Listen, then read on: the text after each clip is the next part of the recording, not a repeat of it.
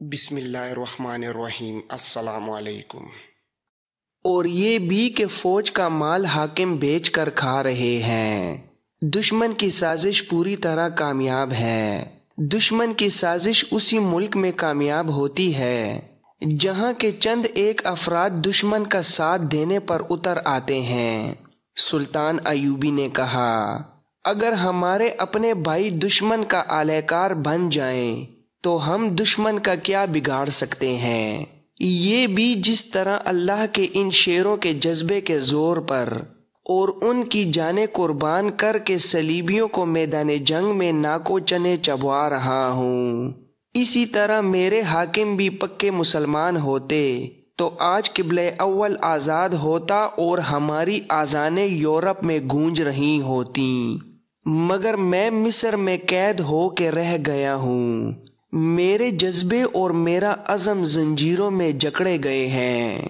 اس نے کچھ دیر کی گہری خاموشی اور سوچ کے بعد کہا، مجھے سب سے پہلے ان غداروں کو ختم کرنا ہوگا، ورنہ یہ قوم کو دیمک کی طرح کھاتے رہیں گے۔ میں یہ مشورہ لے کر آیا ہوں کہ اگر محاذ آپ کو اجازت دے تو مصر چلیے۔ سلطان ایوبی نے کہا، میں حقائق سے چشمہ پوشی نہیں کر سکتا علی، لیکن میں یہ اظہار کیے بغیر بھی نہیں رہ سکتا کہ میرے ہاتھوں سے صلیبیوں کی گردن اور فلسطین چھڑانے والے میرے بھائی ہیں۔ علی بن سفیان، اگر میں نے غداروں کو اسلام کے دشمنوں کے ساتھ دوستی کرنے والے مسلمانوں کو ابھی ختم نہ کیا تو یہ کبھی ختم نہ ہوں گے، اور ہماری تاریخ کو یہ گروہ ہمیشہ شرمسار کرتا رہے گا۔ قوم میں ہر دور میں یہ گروہ موجود رہے گا جو اللہ کے دین اور رسول اللہ صلی اللہ علیہ وآلہ وسلم کے دشمنوں سے دوستی کر کے اسلام کی جڑیں کھوکھلی کرتا رہے گا۔ اس نے پوچھا کہ سوڈان کے محاذ کی کیا خبر ہے؟ میں نے تقی الدین کو پیغام بھیج دیا کہ اس محاذ کو سمیٹنا شروع کر دو۔ علی بن سفیان نے کہا، مصر میں کسی کو بھی معلوم نہیں کہ آپ نے یہ حکم دیا ہے۔ سلطان ایوبی نے دربان کو بلایا اور کہا، اور کسی کو معلوم ہونا بھی نہیں چاہیے، کاتب کو فوراً بلا لاؤ۔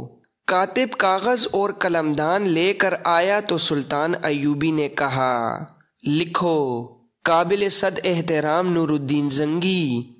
وہ قاصد بڑا ہی تیز رفتار تھا جس نے سلطان ایوبی کا پیغام اگلی رات کے آخری پہر بغداد میں نور الدین زنگی تک پہنچا دیا۔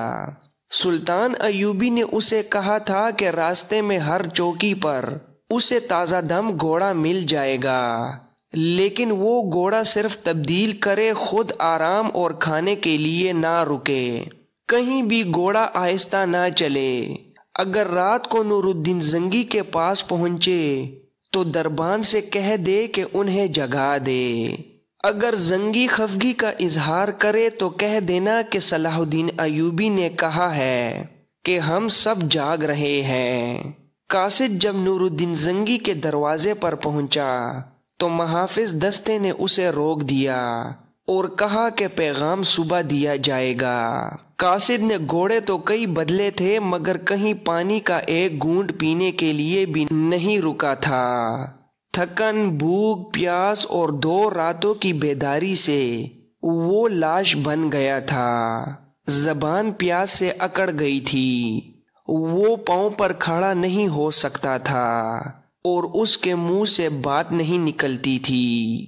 اس نے اشاروں میں بتایا کہ پیغام بہت ضروری ہے۔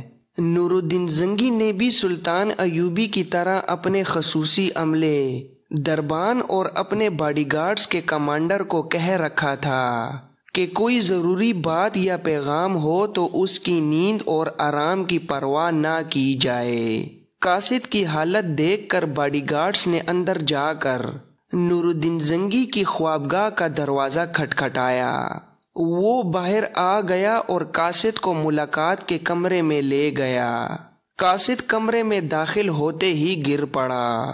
زنگی نے اپنے ملازموں کو بلایا اور قاصد کی دیکھ بھال کرنے کو کہا۔ اس نے پیغام پڑھنا شروع کیا۔ سلطان ایوبی نے لکھا تھا، آپ پر اللہ کی رحمت ہو، میرا پیغام آپ کو خوش نہیں کرے گا۔ آپ کے لیے خوشی اور اطمینان کی بات صرف یہ ہے کہ میں نے حوصلہ نہیں چھوڑا، آپ کے ساتھ کیا ہوا عہد پورا کر رہا ہوں۔ آپ میرے پاس تشریف لائیں گے تو تمام حالات سناؤں گا۔ میں نے کرک کو محاصرے میں لے رکھا ہے، ابھی کامیابی نہیں ہوئی۔ اتنی کامیابی حاصل کر چکا ہوں کہ صلیبیوں کی ایک فوج نے شاہ ریمنڈ کی سرکردگی میں باہر سے مجھ پر حملہ کیا تھا۔ میں نے محفوظہ سے اسے گھیرے میں لے لیا ہے، اب تک اس کی آدھی فوج ختم کر چکا ہوں۔ بھوکے صلیبی اپنے گھوڑوں اور اونٹوں کو کھا رہے ہیں جو انہیں اتنی دور سے لائے تھے۔ میں اس کوشش میں ہوں کہ ریمانڈ کو زندہ پکڑ لوں، مگر کرک کا محاصرہ لمبا ہوتا جا رہا ہے۔ صلیبیوں کا دماغ اور طریقہ جنگ پہلے سے بہت بہتر ہے۔ میں محاصرے کو کامیاب کرنے کے طریقے سوچ رہا تھا اور مجھے امید تھی کہ میرے جانباز مجاہد قلعہ توڑ لیں گے۔ وہ جس جذبے سے لڑ رہے ہیں وہ آپ کو حیران کر دے گا، مگر سوڈان میں میرا بھائی تقی الدین ناکام ہو گیا ہے۔ اس کی غلطی کہ اس نے اجنبی صحرا میں جا کر فوج کو پھیلا دیا ہے۔ وہ مدد مانگ رہا ہے۔ میں نے اسے محاذ سمیٹنے اور واپس آنے کو کہہ دیا ہے۔ مصر سے آئی ہوئی خبریں اچھی نہیں۔ غداروں نے دشمن کا اعلی کار بن کر مصر میں بغاوت اور صلیبی یلغار کے لیے راستہ صاف کر دیا ہے۔ علی بن سفیان کو آپ اچھی طرح جانتے ہیں، وہ خود میرے پاس آیا ہے۔ میں اس کے مشورے کو نظر انداز نہیں کر سکتا کہ میں مصر چلا جاؤں۔ محترم، میں کرک کا محاصرہ اٹھا نہیں سکتا، ورنہ صلیبی کہیں گے کہ صلاح الدین ایوبی پسپا بھی ہو سکتا ہے۔ دشمن کی گردن میرے ہاتھ میں ہے، آئیے اور یہ گردن آپ اپنے ہاتھ میں پکڑ لیں، اپنی فوج ساتھ لائیں۔ میں اپنی فوج مصر لے جاؤں گا، ورنہ مصر بغاوت کا شکار ہو جائے گا۔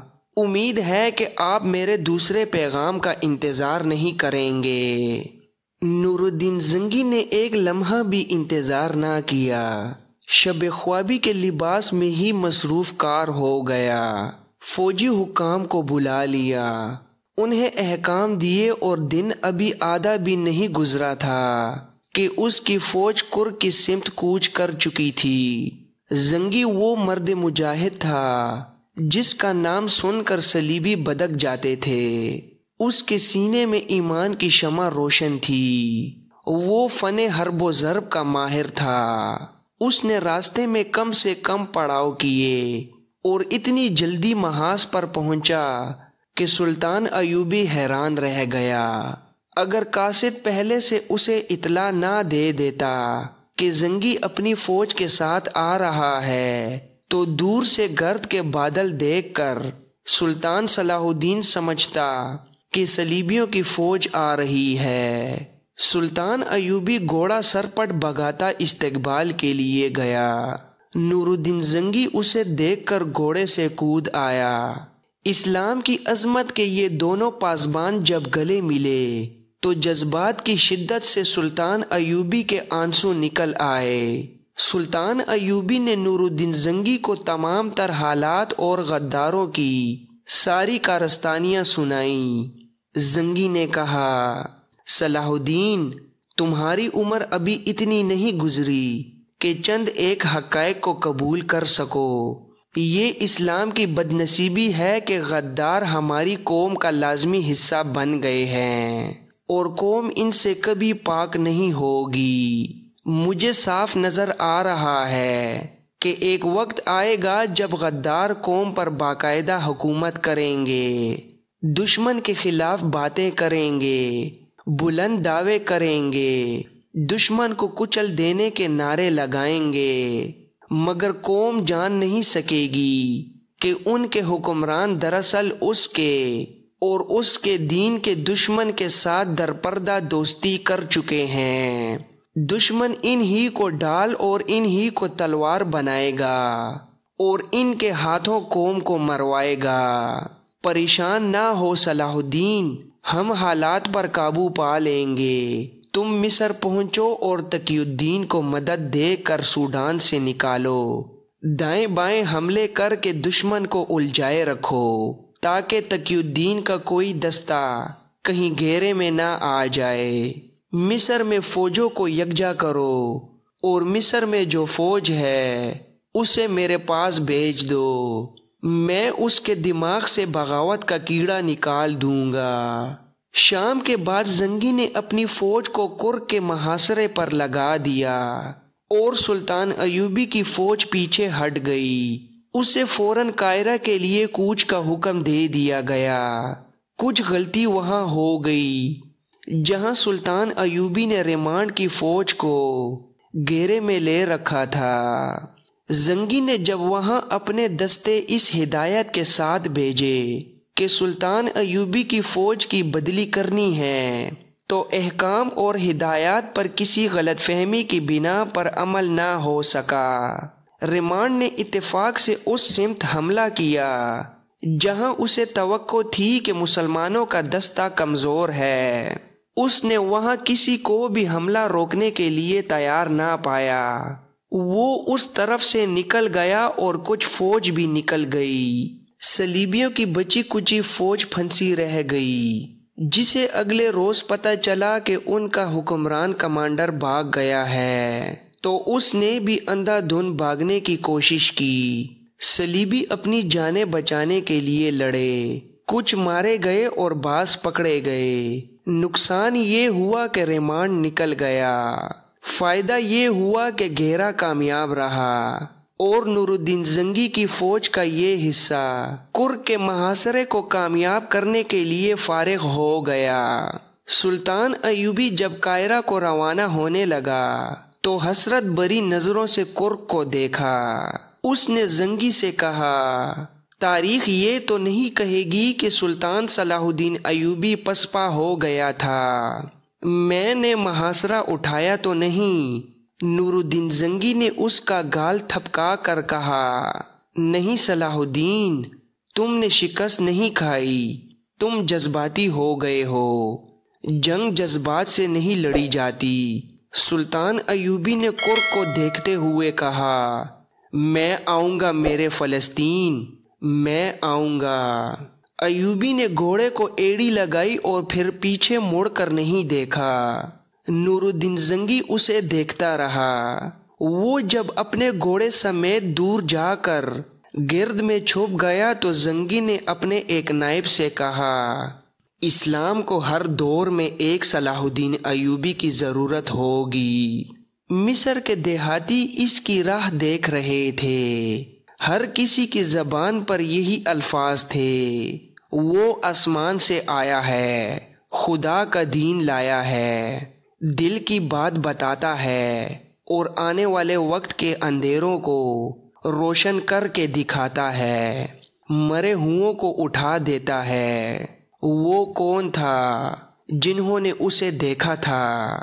وہ اس کی کرامات سے اس قدر محصور ہو گئے تھے کہ یہ جاننے کی ضرورت ہی محسوس نہیں کرتے تھے کہ وہ کون ہے۔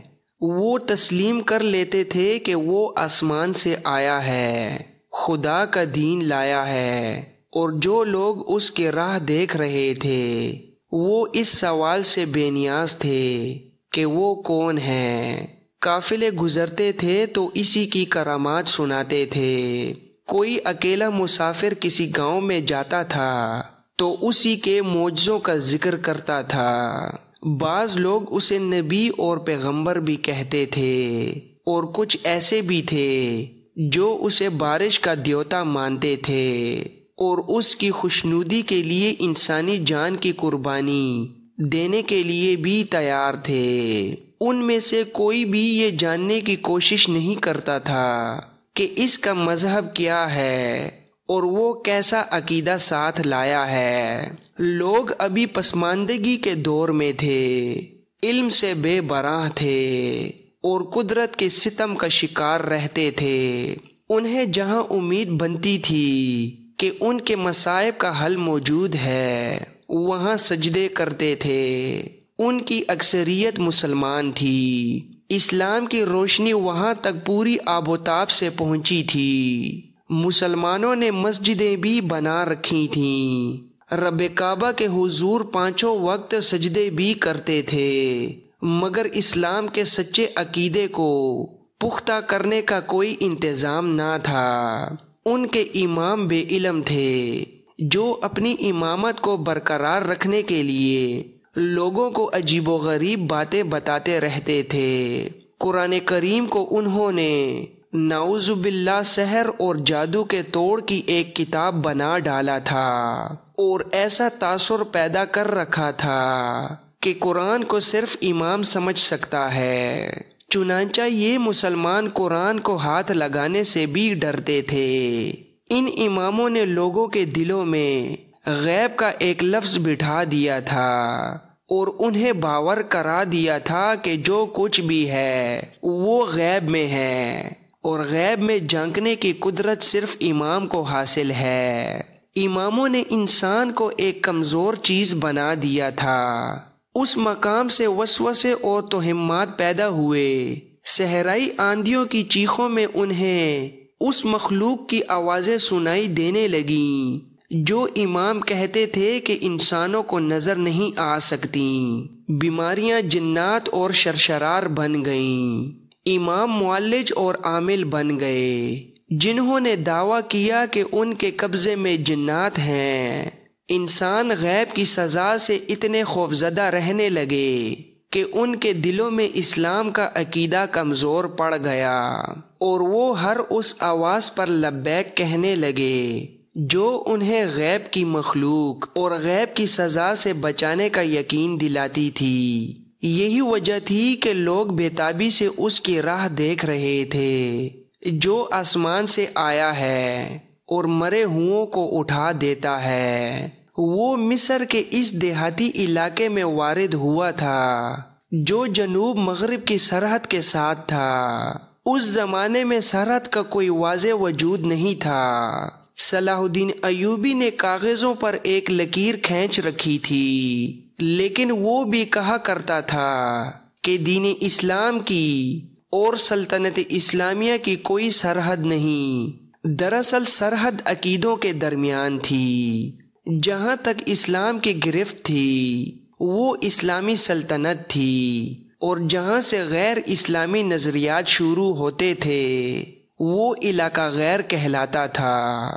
مصر کے جس آخری گاؤں میں مسلمانوں کی غالب اکثریت تھی وہ امارت مصر کا آخری اور سرحدی گاؤں سمجھا جاتا تھا۔ اسی باعث صلیبی ملت اسلامیہ کے نظریات پر حملے کرتے اور اسلامی عقیدوں کو کمزور کر کے وہاں اپنے عقائد کا غلبہ پیدا کرتے تھے۔ اس سے ثابت ہوتا تھا کہ اس وقت سرحدوں کی حیثیت جغرافیائی کم اور نظریاتی زیادہ تھی۔ اس دور کے واقعات سے یہ بھی ثابت ہوتا ہے کہ غیر مسلموں نے غلبہ اسلام کے ساتھ ہی مسلمانوں پر نظریاتی حملے شروع کر دیے تھے۔ وہ جانتے تھے کہ مسلمان جنگ کو جہاد کہتے ہیں اور قرآن نے مسلمانوں پر جہاد فرض کر دیا ہے، یہاں تک کہ حالات کے تقاضے کے پیش نظر جہاد کو نماز پر فوقیت حاصل ہے، اور یہ بھی کہ کسی غیر مسلم سلطنت میں مسلمان باشندوں پر ظلم و ستم ہو رہا ہو تو دوسری سلطنتوں کے مسلمانوں پر یہ اقدام فرض ہو جاتا ہے کہ مظلوم رعایا کو غیر مسلموں کے ظلم و ستم سے بچائیں، خواہ اس مقصد کے لیے جنگی کارروائی کرنی پڑے۔ انہی قرآنی احکام نے مسلمانوں پر عسکری جذبہ پیدا کیا تھا، جس کا اثر یہ تھا کہ مسلمان جس ملک پر فوج کشی کرتے یا جس میدان میں بھی لڑتے تھے ان کے ذہن میں جنگ کا مقصد واضح ہوتا تھا۔ گو ان پر مال غنیمت حلال قرار دیا گیا تھا۔ لیکن ان کے ہاں لوٹ مار جنگ کے مقاصد میں شامل نہیں ہوتی تھی، نہ ہی وہ مال غنیمت کے لالچ سے لڑتے تھے۔ اس کے برعکس صلیبیوں کی جنگ ملگیری کی ہوس کی آئینہ دار ہوتی اور وہ لوٹ مار پر زیادہ توجہ دیتے تھے۔ جیسا کہ پہلے بیان کیا جا چکا ہے کہ مسلمانوں کے قافلوں کو لوٹنے کا کام بھی صلیبی فوج کے حوالے کر دیا گیا تھا۔ صلیبیوں کو اس کا یہ نقصان اٹھانا پڑتا تھا کہ ہر میدان میں ان کی جنگی طاقت مسلمانوں کی نسبت 5 سے 10 گنا ہوتی تھی، مگر وہ مٹھی بھر مسلمانوں سے شکست کھا جاتے تھے۔ شکست نہ کھائیں تو فتح بھی حاصل نہ کر سکتے تھے۔ وہ جان گئے تھے کہ قرآن کے احکام نے مسلمانوں میں جنگی جنون پیدا کر رکھا ہے۔ وہ اللہ کے نام پر لڑتے اور جانیں قربان کرتے ہیں۔ صلیبیوں کے جرنیلوں میں کچھ ایسے بھی تھے جو مسلمانوں پر مذہبی جنون کی گرفت کمزور کرنے کی ترکیبیں سوچتے اور ان پر عمل کرتے تھے۔ وہ جان گئے تھے کہ ایک مسلمان جو 10 غیر مسلموں کا مقابلہ کرتا ہے وہ کوئی فرشتہ اور جن بوت نہیں ہوتا، بلکہ وہ اپنے اندر اللہ کی طاقت اور اپنے عقیدے کی قوت محسوس کرتا ہے جو اسے کسی لالچ سے اور اپنی جان سے بھی بے نیاز ہو کر دیتی ہے۔ چنانچہ سلطان صلاح الدین ایوبی سے بہت پہلے ہی یہودی اور صلیبی عالموں اور مفکروں نے مسلمانوں کی عسکری روح کو مردہ کرنے کے لیے ان کی کردار کشی شروع کر دی تھی اور ان کے مذہبی عقائد میں پرکشش ملاوٹ کر کے ان کے ایمان کو کمزور کرنا شروع کر دیا تھا۔